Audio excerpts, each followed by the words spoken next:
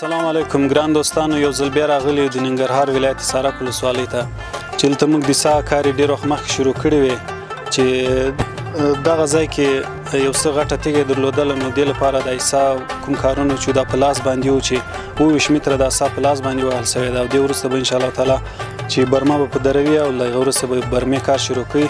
تر څو اوس هم اوبه ایستلې چې تر څو ښځه ورسي او ښې اوبه وکړي نو کار لا په روان دی انشاءالله چې ډېر ژر به نن لا سبا د ماشین به هم ورته راځي چې هغه برمه به کار شروع کوي تر څو د خوږو اوبو به دلته جوړه سي. نو تاسو دا خپله وینئ پایپونه همدغسې سیخان چې کوم دي دا د بمبې ټول مکمل سامان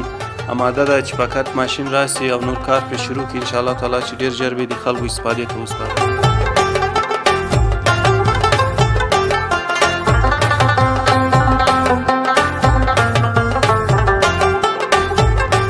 دغه هم سا ده د اوبو سا ده چې 22 متره په لاس باندې وهل سوې ده.